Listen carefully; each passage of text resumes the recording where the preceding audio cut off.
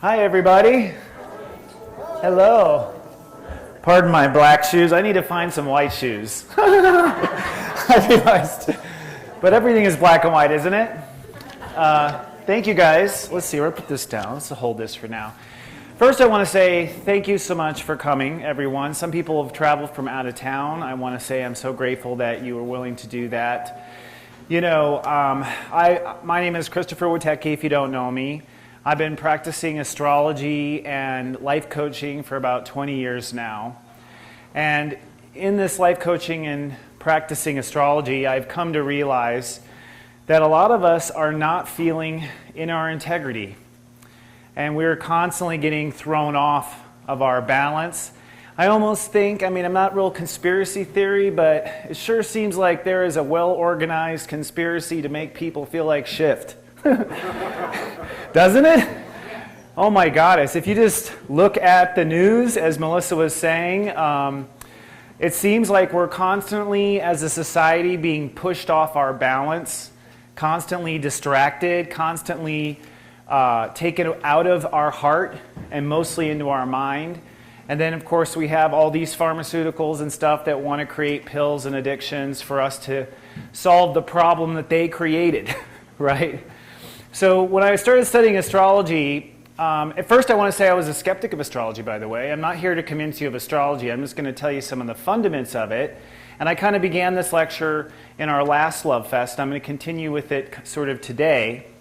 But what I realized in my study of astrology is that the planets may or may not have an actual effect on us. I actually think they do, but I don't really think it's relevant, because what the ancient Mesopotamians realized and the Mayan civilization realized was that human beings walk in circles.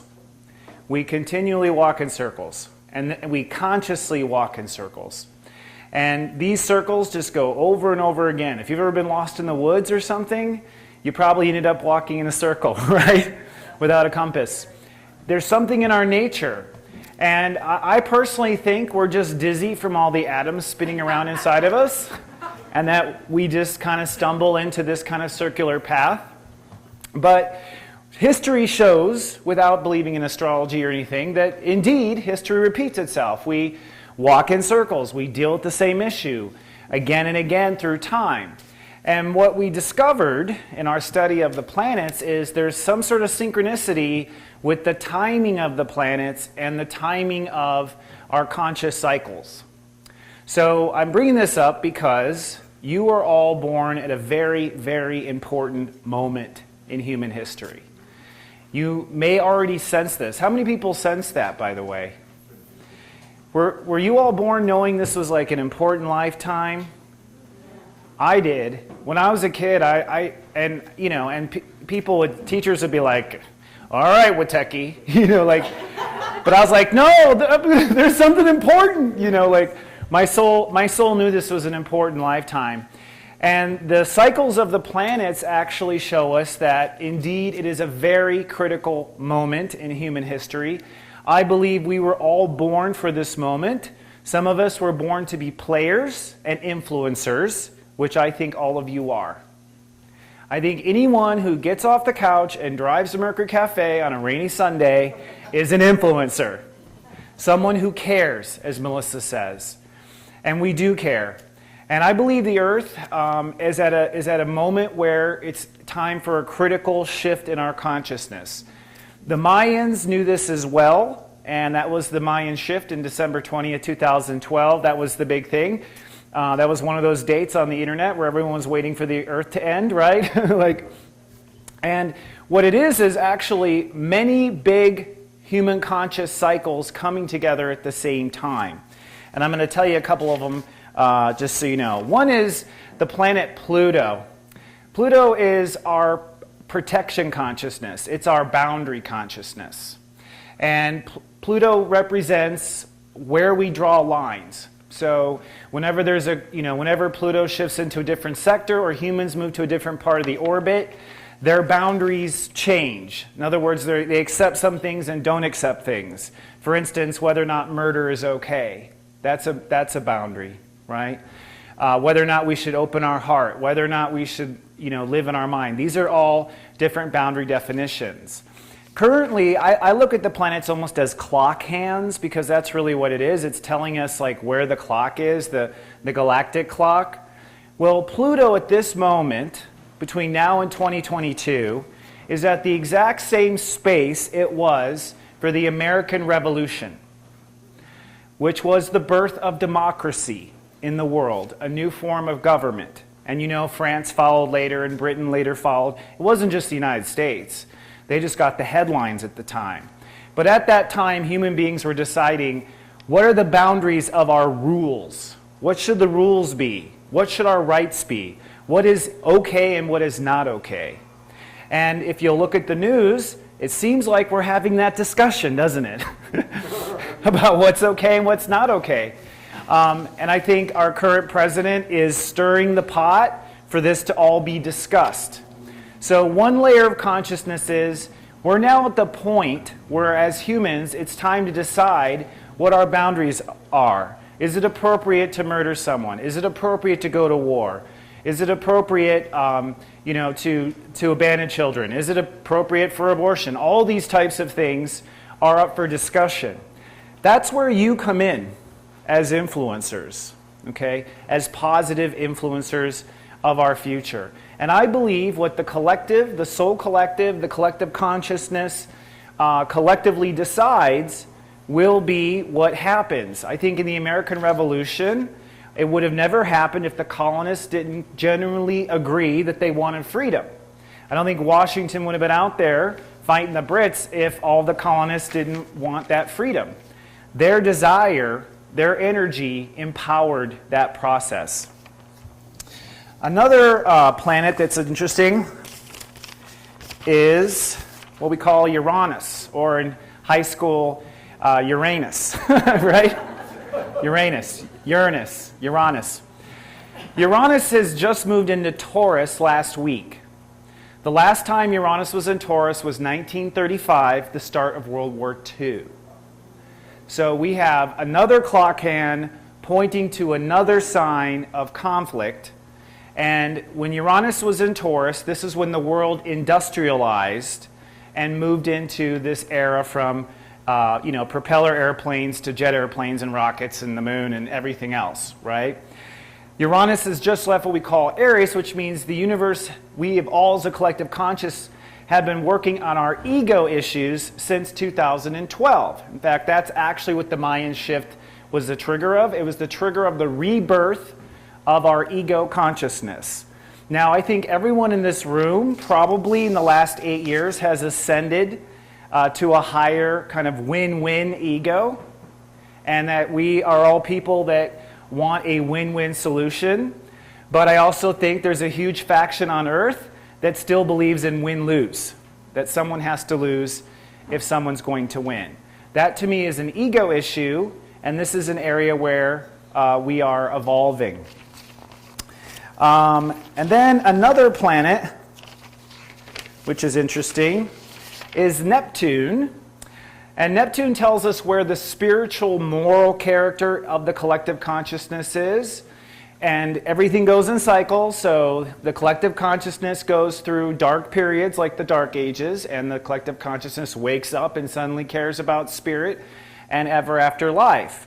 Currently, Neptune is in the same spot it was during the Civil War.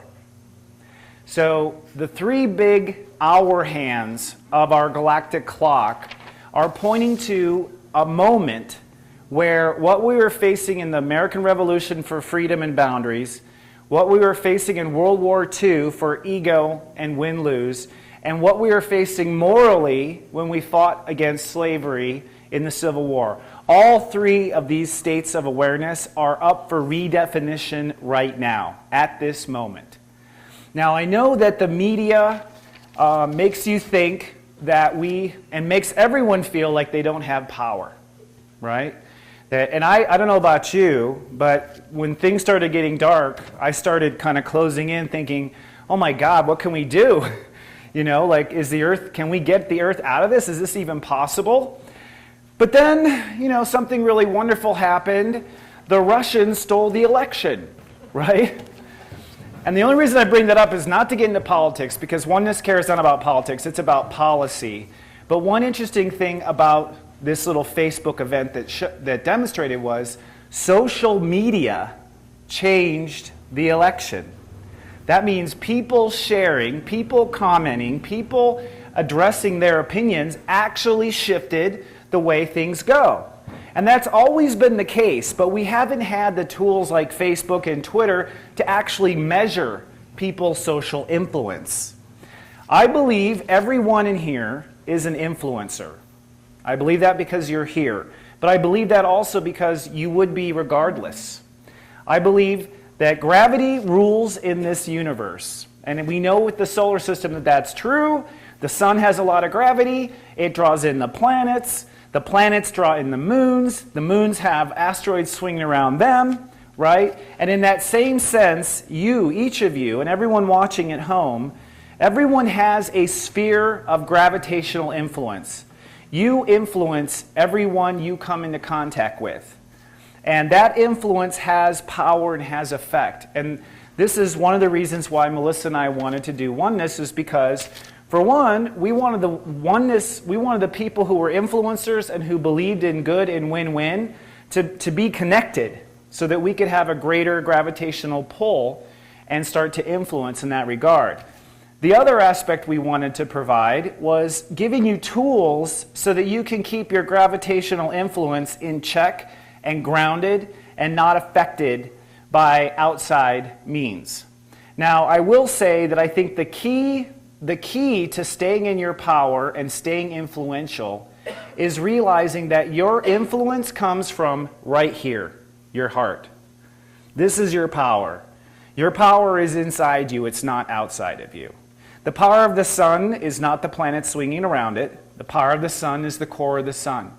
That sun loves itself so much it just can't get enough of itself. It's just eating itself up inside with love. And that's the symbolism of what the sun and heart actually means.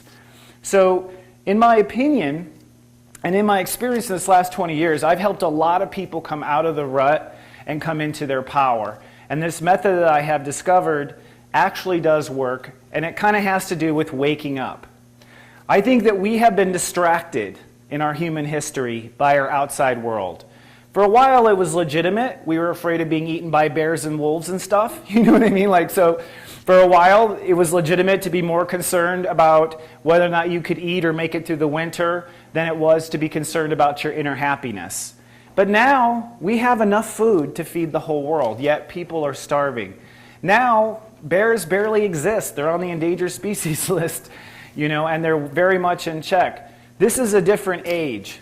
And I believe what our focus needs to shift to is from the outer world to the inner world.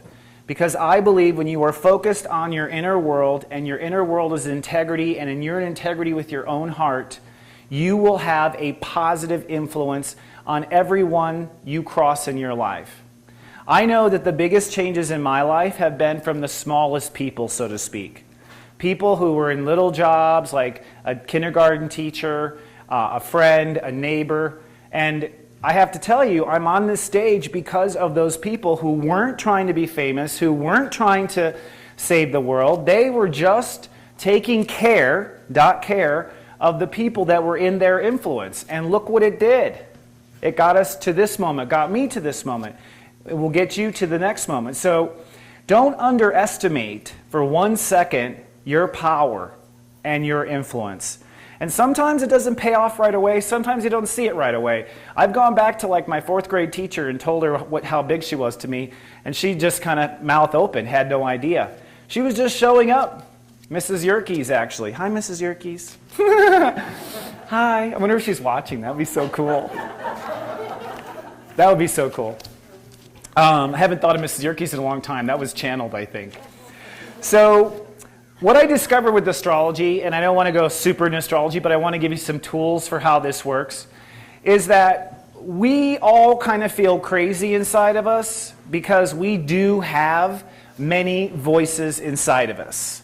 And I haven't seen a psychological model that explains how the soul works ever, except this particular one.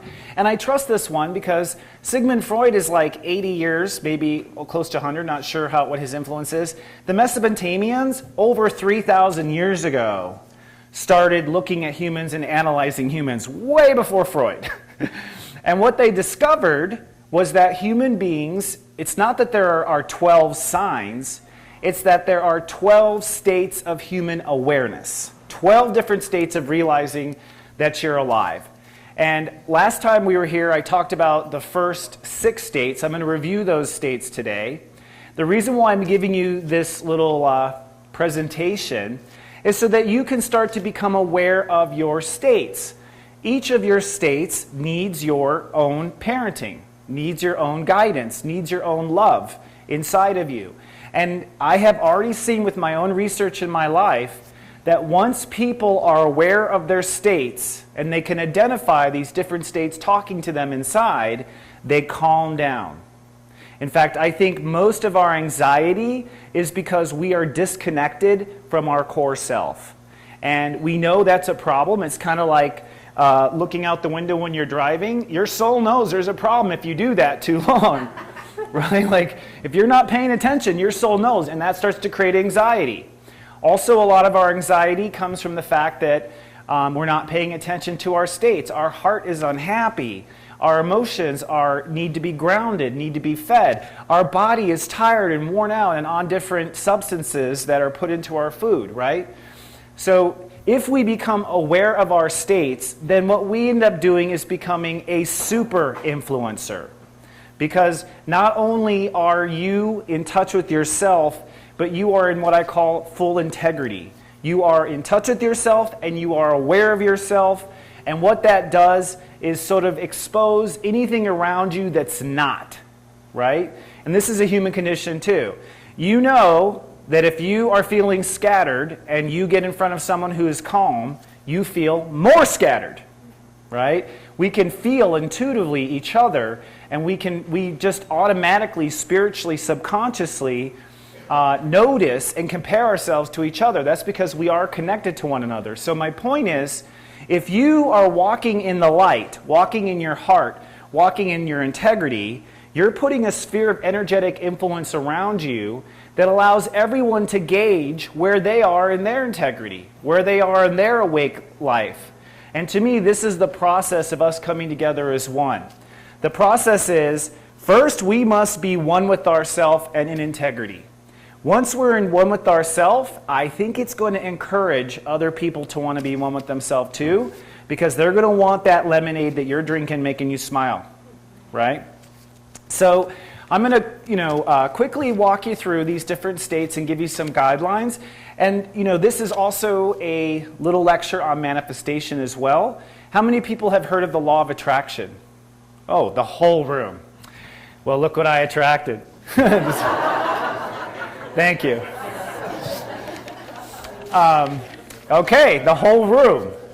So what I've learned, and I can't go into this whole story right now, but I actually, like a scientist, was studying this astrology for a long time, and I applied these steps to manifesting a house once, because I wanted a house in LA. And I went through the steps, and the steps involve basically putting conscious intention into each of your states. So what you do is you basically align all of your states of awareness towards one goal. Scientists might call this focus, right? Remaining focused. But no one has ever told us how to be focused. When you think of the word focus, you probably just think of your mind, right? That's it. That's all we think about. Maybe our body, that's it. Mind and body, that's 2 out of 12 states of awareness. So you're not really focused, and you're not really focusing your energy on attracting what you want, because only 2/12 of you is focused on it. The other part of you is not. And this is why people, I think, have trouble bringing into their life what they need. I have had experience by putting intentions into my states of awareness, and I literally have attracted what I was looking for within 2 to 3 days. I'm not kidding. And I know it sounds like hocus pocus, but you just got to try it and prove me right. Okay? So I'm going to go over the first 6 states to be conscious of. And these are just little tools. By the way, this is on the internet. We are streaming live. You can catch this recording on Facebook. You can go back to our Oneness page on Facebook and look this up at any time. Right now, the sun has just moved into Gemini. This is the planting season for consciousness. So I would love if each of you would try to manifest something between now and July 20th when we have our next Lovefest. I would love to hear your story of what you were able to draw in. I want you to, if you can, go be miracle workers and prove this for yourself. All right? Give it a try. So last time, now here's the crazy thing. It turns out, at least in my research, that consciousness comes down to numbers. I think if an alien landed tomorrow and we did this, they would know we were talking about the number 2. I think that numbers are a universal consciousness, and I think all consciousness in our brain actually kind of, the root record, if you know databases, the relational record I think is a number. And the number is a symbol, and the number is true, and we learn our numbers when we're in kindergarten or before, way before, hopefully. Well, no.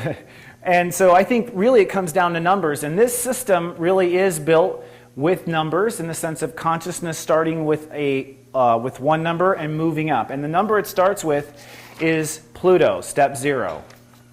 Step 0, and this is a review of last time.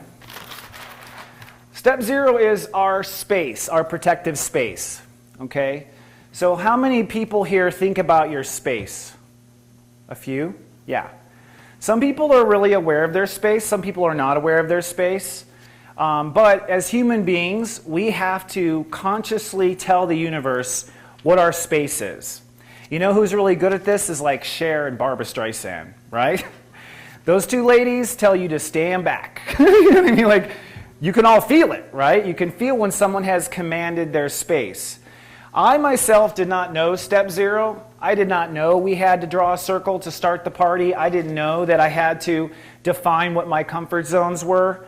And a lot of anxiety that people feel is because they're not aware of their space and the comfort of their space. You know, they go, oh, I don't like dealing with this person or that person. It's like, well, maybe you need some space. The other thing that goes with space is time. So space and time makes total sense. Step 0 of incarnation, space and time, right? Like we're in space and time. 0 represents everything and 0 represents nothing. So in your day-to-day life, what I'm trying to do is give you tools so you feel empowered, so your influential gravity is strong always.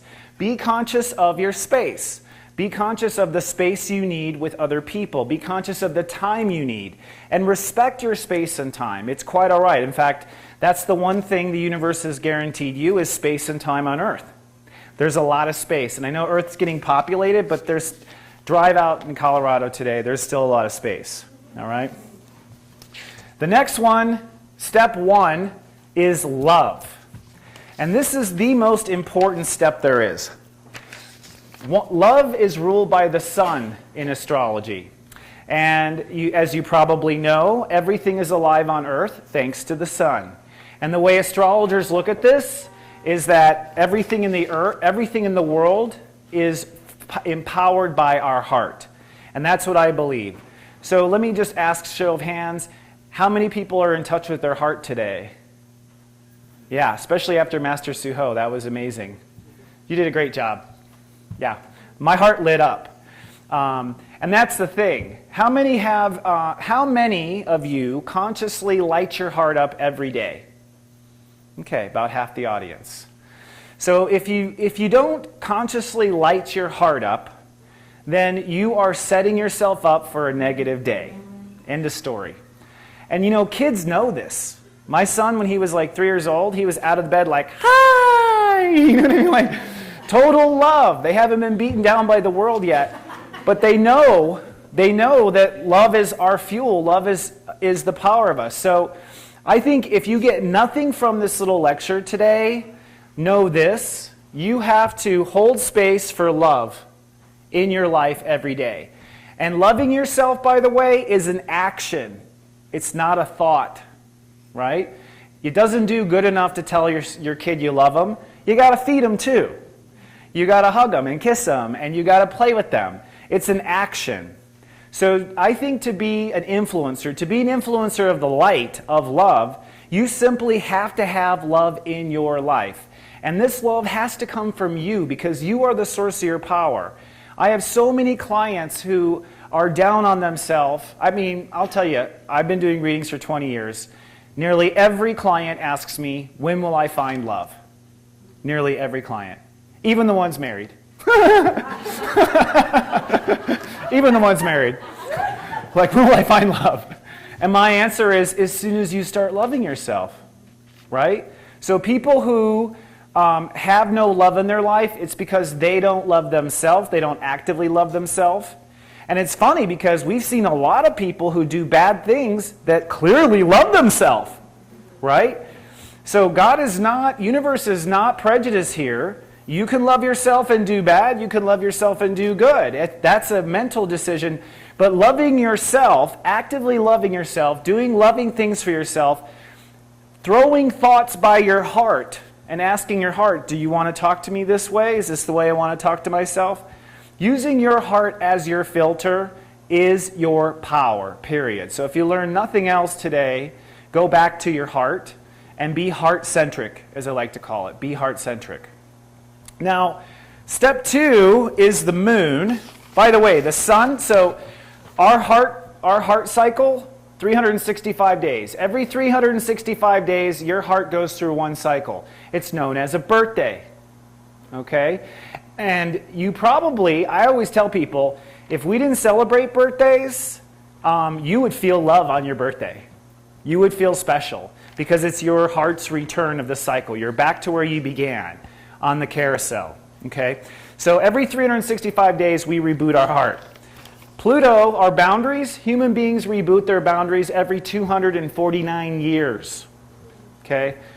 And we've been going at war and all this hell for 249 years, but this is where we are at now. We're at the point of redefining what our boundaries are. The next step is step 2. So after you protect and love, then you feel it. And that's pretty obvious because you feel love, right? That's how we know we have love. It's ruled by the moon, and this is one of the reasons why human beings are having so much trouble.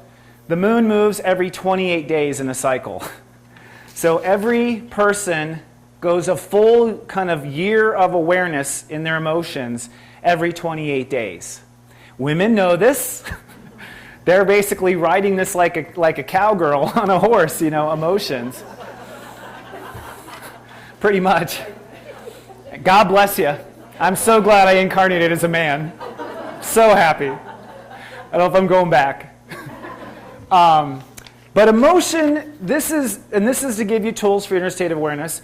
Emotion is just like the baby in us. What emotion is the reflection of our total self. And in our modern society, we have been told that emotion is bad. We've been told to suck it up, not to cry. You're acting like a girl, at least from the male side. And how many people have really good tools for managing their feelings? I see like little twinkly hands like... None of us do. Does kindergarten teach you how to feel good? No, puts you in the corner and times you out. Go deal with your emotions on your own, kid. You should be behaving. So emotion is probably the state of awareness that is causing human beings to have such a hard time. Emotional coping skills. We just don't have them in our nation. And what you're going to find as influencers is, this happened to me, as soon as I started nurturing my emotions, I started law of attracting emotionally unstable people. Everywhere. Lovers, bosses, employees, and that was part of my realization of influence. Like, oh my gosh, I have calm emotion. I am law of attracting people who don't have calm emotion. And I think really remaining calm and peaceful and centered with yourself is the most powerful form of influence. It really is. And everyone, if you've been in front of anyone like the Dalai Lama or Amma or any of these big spiritual leaders, God, they feel good.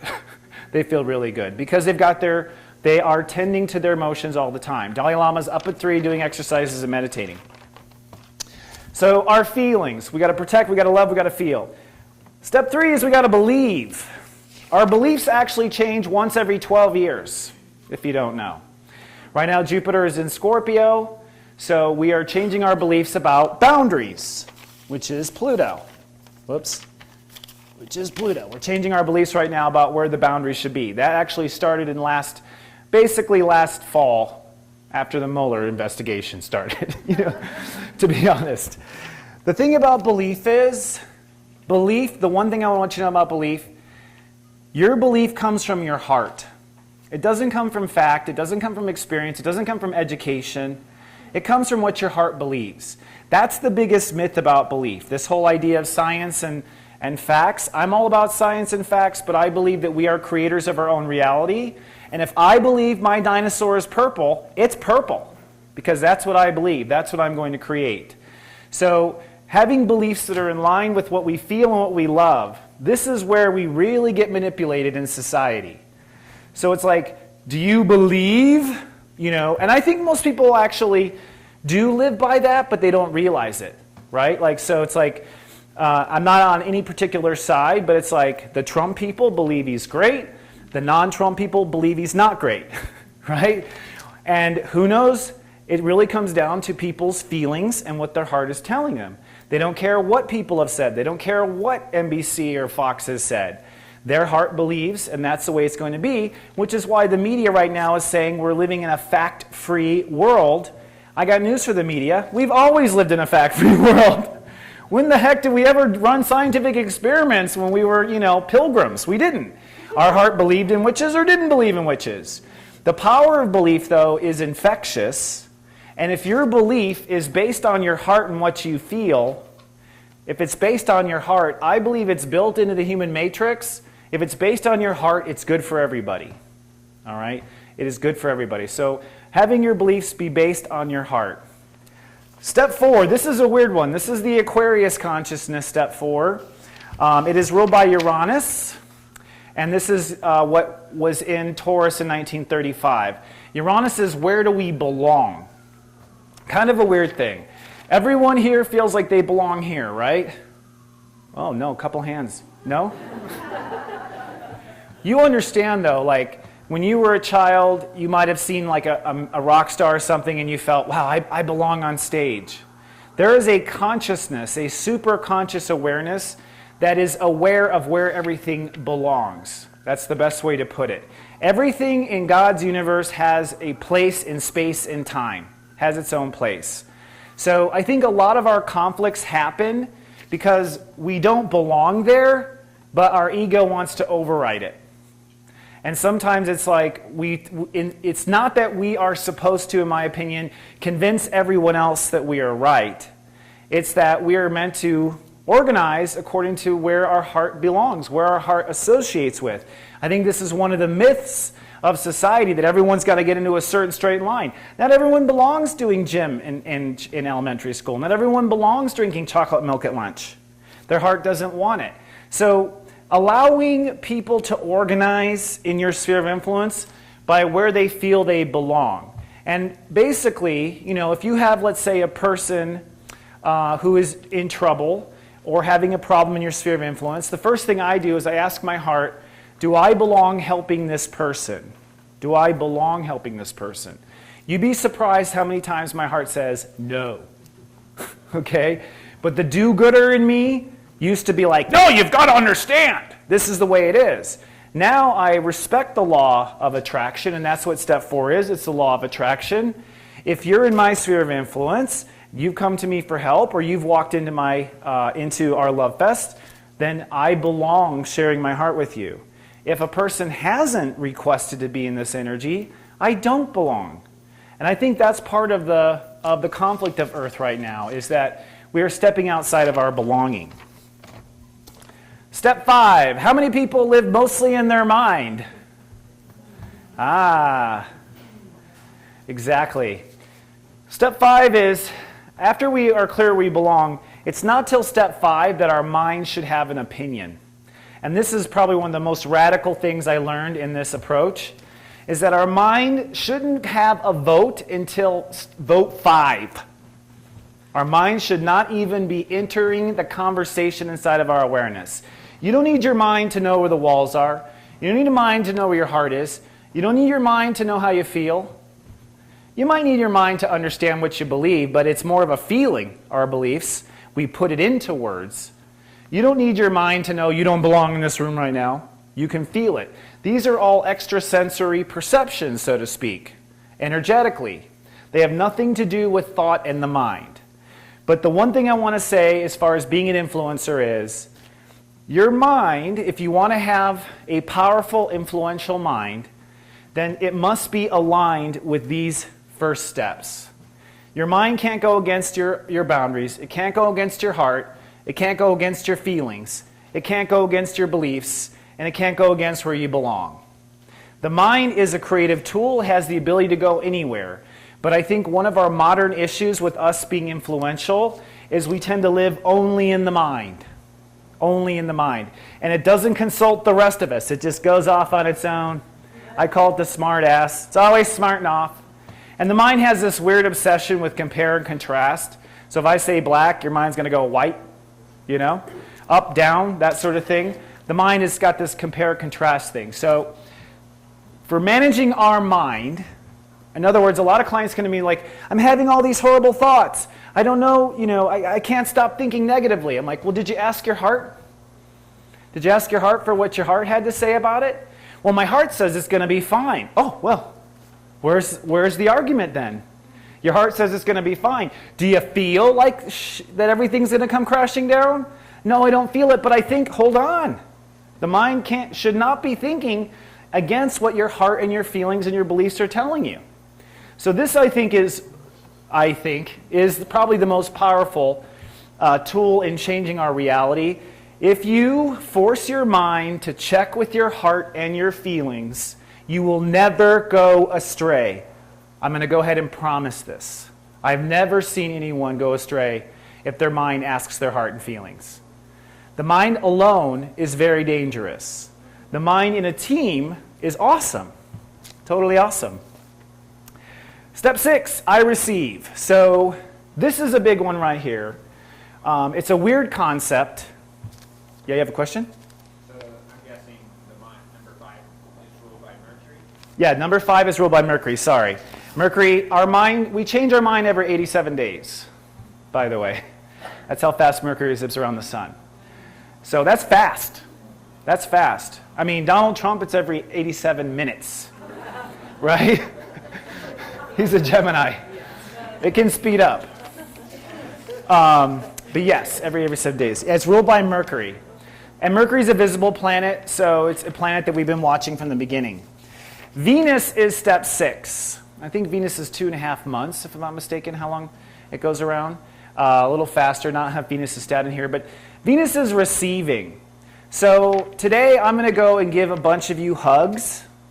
How many of you are you going to be able to take that hug to your heart? Okay, about half. How many of you are going to be like,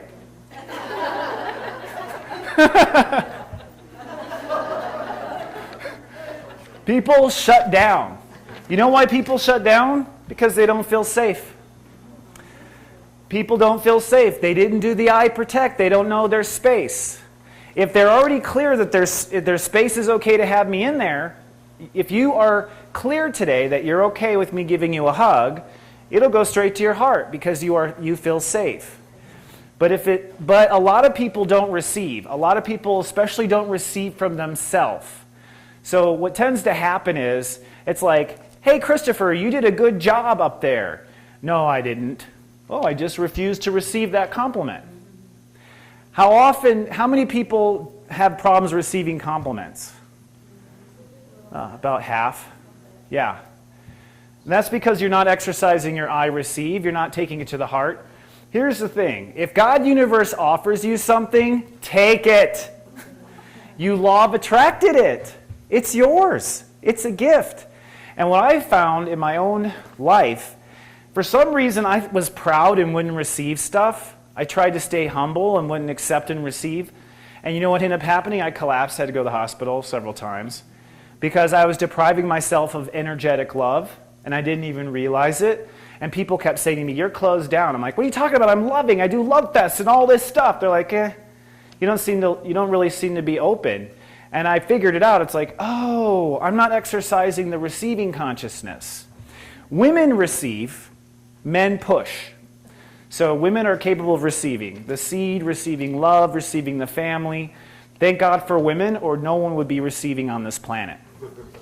Thank God. All right, so now we're going to go past this. These are the steps to inner peace. If you protect, you love, you make sure your feelings are feeling grounded, you believe based on these elements, you pay attention to where you belong and don't belong, you keep that smartass in line so that it is listening to these steps instead of going off on its own tangents, and if you open up to accept and receive when the universe brings to you, you will be in a state of peace. You will be in a state of peace. It takes conscious effort every day. It's something human beings, it's not in our culture. You're total rebels here. You are exceptional human beings for even trying this. I bet you Buddhist monks and temples do all this. I bet you people who live a whole life of solitude and spirituality pretty much live by these principles. They haven't listed them out, but it's a completely different lifestyle to stay centered and in integrity. And that's what this comes down to, is being in integrity with yourself. You're listening to all of yourself. So as we move to step 7, we're going to go to 11 today. Step 7, the steps after 6 really kind of divide the boys from the men and the girls from the women, because most people are caught in the first 6 steps in my experience. They're not very much aware of anything past this. You guys are influencers. You're going to get the secret sauce today, okay? Step 7 is I sense. I sense is your sixth sense, your intuition. How many people here feel that they are intuitive? Oh, great. And do you use your intuition? Okay. I think when a deer, you know how hunters out in the woods, they're trying to be quiet as they're sneaking up on the deer or something? Those deers are psychic. They're using their step 7 I sense. You're not going to get past them. They can sense. They're aware of their senses. Modern science says, oh, that's hocus pocus. That doesn't work at all. But how many people have walked into a situation and sensed it was wrong? Okay? Or sensed that you upset somebody. Okay? Your step 7 is spirit, it's our intuition, it's our extrasensory perception. We need to use this as human beings as a tool and quit talking about it as hocus pocus. And as an individual, if you want to be an influencer, you must listen to what your intuition is telling you. And this is, I think, the biggest thing I've learned. I've been a practicing psychic intuitive for almost 20 years. Only in the last 2 years have I started using it for myself. Where I've been like, wait, should I go in there? Asking myself, what a miracle. And the thing is the more you get in the habit of asking your intuition, make it a game. Just like, do I sense it should be? Do I sense this should happen? Do I sense I should go here? Do I sense I should go there? As soon as you ask, do I sense, your soul answers. There's something interesting about it. You get an answer immediately. What happens is the smart ass starts arguing. Oh, that's stupid, that's silly, that's a coincidence. Again, black, white, up, down. The mind is always going to find the comparison. And if you sense something, the mind is going to find a comparison. Period. So it comes down to being a master of influence. It comes down to being a master of your own states of awareness. Which states of awareness are more important than the others? What's the hierarchy? The hierarchy is this. These first 6 steps. The number 1 state of awareness is love. So if your mind brings up something at step 5 that the heart disagrees with, so it's like, no, I sense I should probably not go out tonight. And the mind's like, oh, come on, you might meet somebody or blah, blah, blah, blah. Well, okay, now we have a fight inside of ourselves, right? Which happens every day, right? So at that point, well, who settles this fight? The mind says this, my intuition says that. Which one is right? Ask your heart. Ask your heart. If your heart lights up at whatever answer, it's correct. It's correct because it's what your heart intends to manifest. It's what your heart is behind. It's what your energy is behind. Okay? So using our sixth sense is super important. This really is what separates, in my opinion, the awake from the asleep. Not to judge, but we do have to have a scale, right? Like, who's awake, who's asleep? At the end of the day, if you are listening to your intuition and connecting to the collective conscious, basically, I think you will always be fine. Always. And I have to say, knock on wood, that I have been so far. So listening to your intuition is super important, and it's something you must always keep as a checklist. So I myself will not do anything until I can sit and ask my senses. Buying airplane tickets, everything. It's just a quick little, is this right? Okay. And if I'm not sure, I wait a day and ask the next day. So sometimes you're off on a day or whatever. On really big things, like should I marry her, I'll ask like 20 days. Like, are you sure? Okay. All right. And I'll tell you, I mean, I could tell stories where my intuition was clear and I know that feeling, and the rest of me was like not about it at all. In fact, actually, moving to Denver. My guides told me, you got to move to Denver. I'm like, Denver? I'm in Southern California. It's great. Everything in me thought I was supposed to be in California. My intuition's like, nope, nope, nope. I honored it, and I'm grateful. Look at this moment. Could never have done this in Southern California. Everyone's out drinking. Right? Thank you for having me. All right, step 8. I decide. Seems kind of weird, but, you know, they say if you want to do something, you got to commit. This is what they're meaning. There has to be a commitment. There has to be a dedication inside of you. There has to be a decision that this is going to be the way it is. What deciding does is cut off all of the noise. So once I decide and my mind starts speaking up, I say, shut up, smartass, we've already decided. We've already made the decision. We've already made the commitment. Okay? And a lot of people don't commit. Why don't they commit? They don't commit because they didn't check the first 7 steps. So because they're not in touch with their heart, they're not in touch with their feelings, they don't know what they believe, they don't know where they belong, their mind is going all over the place, they're not receiving crap, they sure as hell aren't ready to commit. Right? So if you have issues with committing to anything, it's because you're out of touch with the first 7 states of awareness. You're not clear. So of course you're nervous to commit. You haven't spoken to the rest of you. It's again like driving the car, looking out the window. I'd be scared as hell too. You could crash. So commitment is ruled by Saturn, by the way.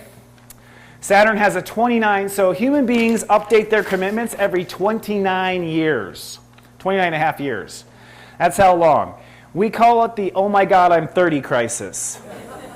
Okay? Which is also known as the Saturn return. Then there's the, oh my God, I'm 60 crisis.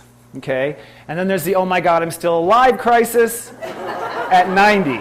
Okay? Like 3 crises. Why are the crises? Because you are setting out now to make new commitments. At age 30, you're like, okay, I'm going to commit to getting my life together. At 60, it's like, I'm going to commit to getting my life together. At 90, it's like, screw it, I'm just going to commit. Commit myself. So being aware of your commitments is super important. And this is your strength, people. This is your strength. Your strength is being committed. You'll find that your consciousness automatically feels pulled to keep a commitment. It's built in us. So if you say, yes, I'll be there, and then you're not, you start to feel bad, right? Things start to feel wonky inside. Why? You're going against a commitment. You're going against a decision you've made. The other thing about a commitment is it cuts off all the other consciousness that's not applicable. So I committed to him or I committed to her. That means all these other ones now go by the wayside. These other ones are distractions. So a lot of people have problems in their life being overwhelmed because they're not clear on their commitments. So you have to just be clear on what you're committed. Can you change a commitment? Hell yeah! Anytime. It's kind of like, just have a board in your room, like the official commitment is this. And then again, if like you're Donald Trump, the next day it's like, okay, now it's this, right? But if you change, it's okay. It's just that you commit. Okay, next one. These are steps to being influential, by the way. Step 9, I act, I am. This is the human ego, ruled by Mars. And notice that most human beings are living in step 5, their mind, and step 9, their ego, without consulting steps 0 through 8. This is our problem. This is why we are still kind of gorillas. Okay? Kind of. We're still throwing poop and eating bananas. And this is where the big misconception is in life. We think we have to take action, that we have to do. But the architecture of incarnation, which is what I think this is how human beings incarnate. According to my research, we're not supposed to do anything until the first 8 steps are checked off.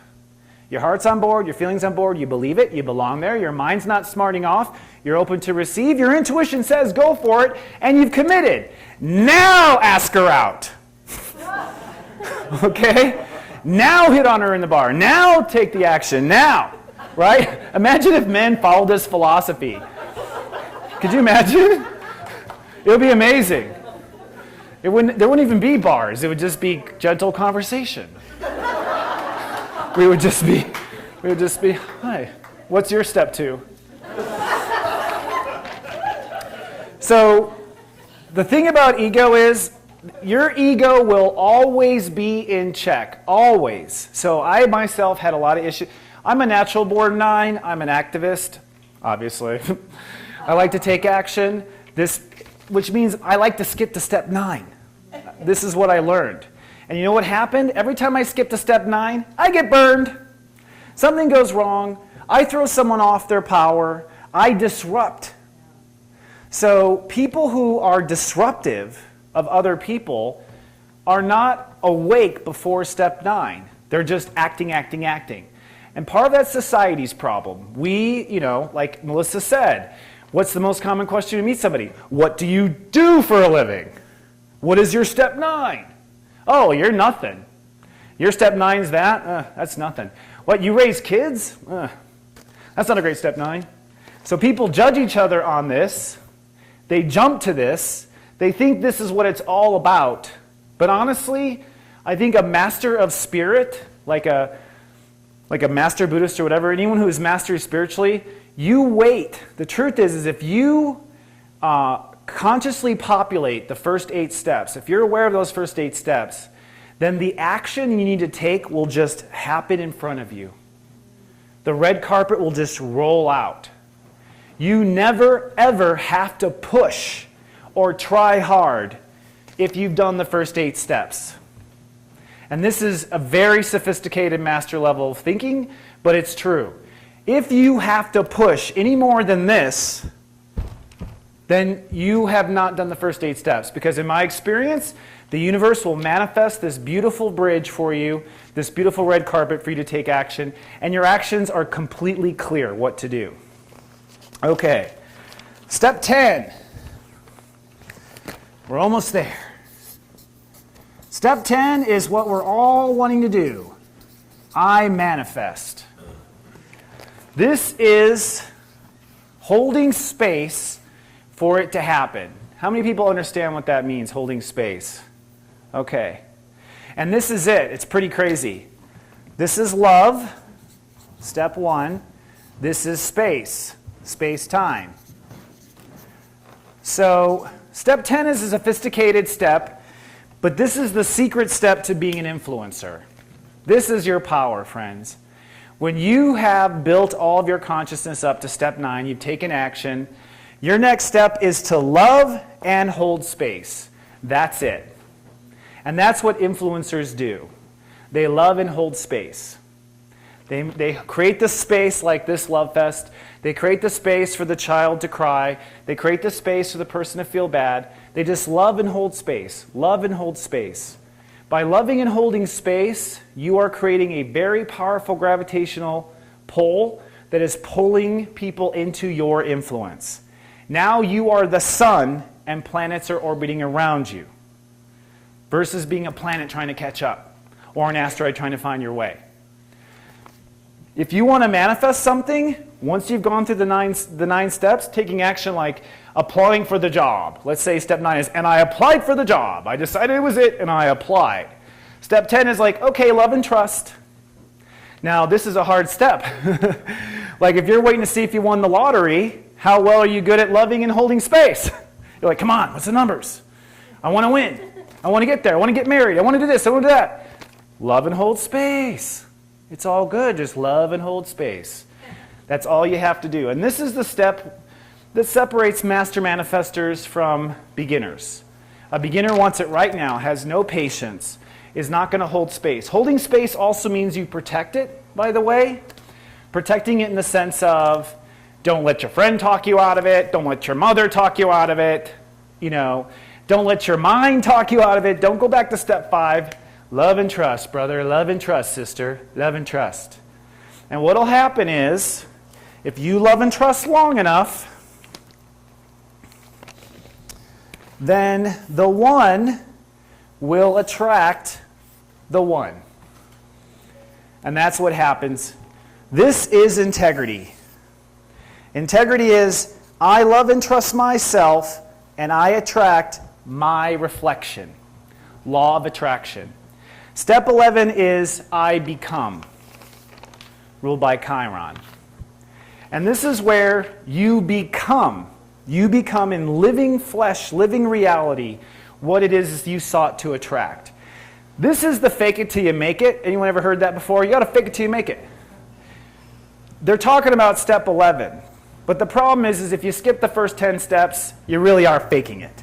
Okay? Step 11 is becoming it. Becoming that person. So this is the final step, I think, of influence, is you must become what it is you are preaching. You must walk the talk. You must eat your own medicine, right? How many practice what they preach? That's excellent. I can't put my hand up. I'm not always practicing what I preach. Half the time, I already have the answer, and I'm not doing it. So step 11 is the step that we stay in once we have built up our consciousness. We love ourselves, and we love ourselves some more. And if you ever have to get into a situation where you're trying to break through and make a difference, the secret sauce is just love yourself and love yourself some more. Love yourself and love yourself some more. Remember, love is an action, not an idea. And what this will draw in is your reflection. So those are what I call the steps to being influential. Does anyone have any questions for me or comments? Yes, ma'am? You spoke of trust in this last step. Yes. I perceived previously that 0 through 4, before I think, leads to the prior stage of trust. Right. Concur? I agree. The truth is, you got to love and protect. So protect. Zero is a magical number, so it's protection. And if you have protected step 0, step 1, step 2, step 3, step 4, protected meaning making sure it's in integrity, then that 0 will turn into trust. And a lot of people don't trust because they haven't protected, they haven't checked off the list to make sure that their states are in alignment, that are in integrity. So they have a problem trusting. So if you have a problem trusting, you've skipped a step. You want another question? Go ahead. No, I was going to make a comment. Oh, go ahead. Another friend of mine speaks of step 9, which I got more fully what she's speaking to by listening to this. She calls step 9 premature collaboration. Premature collaboration. You mean when people skip to step 9? Yes. When Yeah. you skip to step Everyone, human beings are impatient, and they want to skip steps. And in my work, when I diagnose a person or do a reading for them, they're usually skipping a couple steps. As soon as they build those steps into their conscious awareness every day, they are what I call serious joy. They're happy. Anyone else? Yes, ma'am? You talked about step 4, attracting, like the people would be attracted to you who you would need to help. And if they weren't attracted to you, they weren't for you to help. Have you ever encountered attracting people that you didn't feel like you should or could help? Yes. I think the key to helping people as influencers is step 0, they have to ask. That's the line. So I attract people, but if they don't ask, if they don't raise their hand, if they don't request, then I have step 9 pushed on them. They haven't requested. So sometimes I attract, it's complicated. I think I always attract people that I meant to help. The question is, step 7, is this the moment to do it? All right, and a lot of times my guides will say, you're meant to help them, she's not ready, it'll be October. I'm like, okay. A lot of people need to kind of swim around you for a while to make sure you feel safe and they're ready. But I would say they must ask. I think that's a very important, in their own way. And if you are a person who helps people, doing it for free is not good. It's actually, they don't end up valuing it unless they ask and give something. So I used to give away free readings all the time. People never listened. They listened, and they're like, that's interesting, and they went right back off to their pain. You know what I mean? So I think it's important that a person asks. And I think sometimes we law of attract lessons for ourselves. It's not just for what we're supposed to do other people. So a lot of the people I'm not supposed to help is because God, universe is showing me what a jackass I look like in public. Or, you know what I mean? Like, this is what you look like. And I'll be like, oh, wow, that was me last Thursday. Okay, I get it. I get it. I got your sign. I understand. Does that help you? Okay, you're welcome. Mr. Aristotle. The 7th, is that ruled by Neptune? That's ruled by Neptune. 7 is Neptune. And we are a 7. We actually are a 7 system. So our whole consciousness is actually wired in 7 in our sensory perception. And I think animals are a part of that. All right, well, I am so grateful. I want to say thank you to the people who are watching at home as well. Thank you to all the vendors who came out, everyone who traveled. And I'm so grateful that you're interested in caring about the world with me. Thank you. God bless.